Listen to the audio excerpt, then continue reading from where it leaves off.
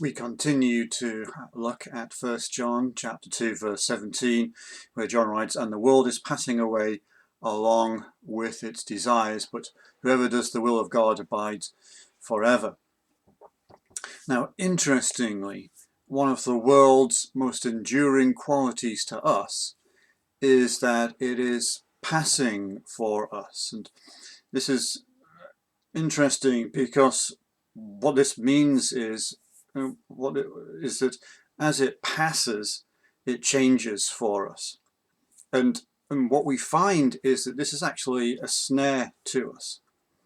Because if it was the same all the time, then we would grow weary of it, bored and tired of the same old, same old. And so therefore, what we do, and the snare for us and the danger for us as Christians, is that rather than looking to God and His will and His desires, we reinvent pleasures even though at heart they are the same. And this is a snare and a danger for us because it means that then we keep on loving the world rather than loving God. And for example, for some it means moving home every few years.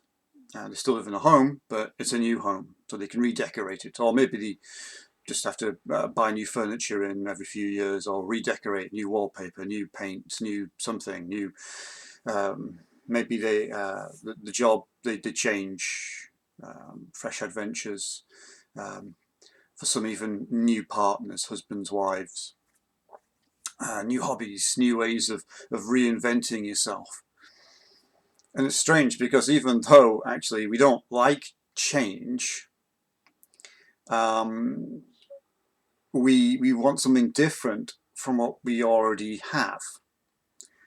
And I suppose to test this, all we have to do is think of a time when we had a feeling of the greatest pleasure and satisfaction that we possibly have. So, some moment in time, and we thought, oh, this is absolutely amazing. Now, what you got to do is ask yourself if you would be content to spend all your time in that moment for all eternity. And even this greatest delight, this worldly joy, you would not want to have it if it never changed, but remained unaltered and was to go on indefinitely without change.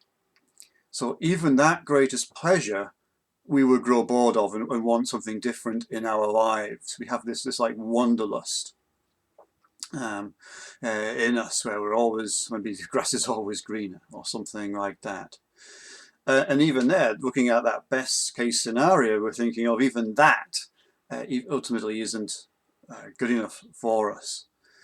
And so when we have these, I suppose, addiction as well, and that's what we hear, isn't it? You're always chasing the next high, and the next high has always got to be bigger and better to be able to give you that high.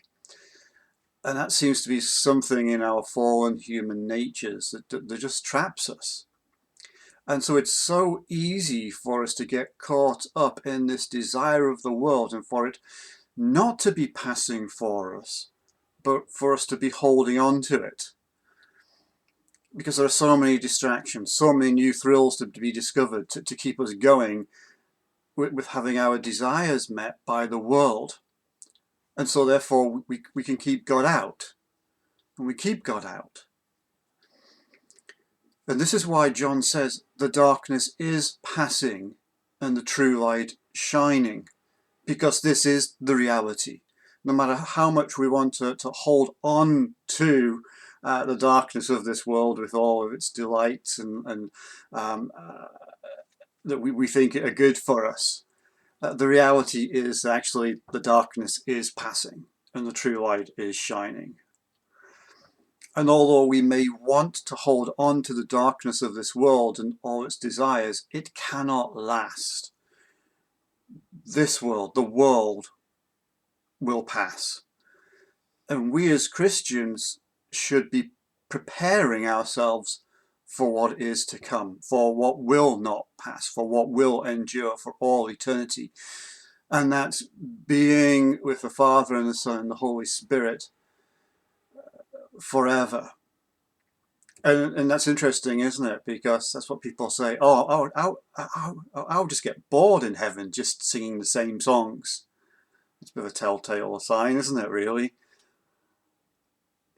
But remember, God's will is the will that will stand, not the devil's. And so ultimately, the desires and the lusts of the world will be cast out.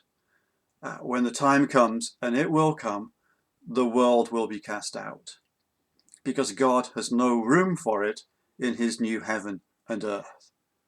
Heaven is full of light alone, and in it is no darkness at all. And the will of God is always done there. And so John is reminding us, he's appealing to us to say, look, this world will pass. The world is passing away along with its desires. But whoever does the will of God abides forever. And we'll look at the will of God a bit more tomorrow. But for now, take care and God bless.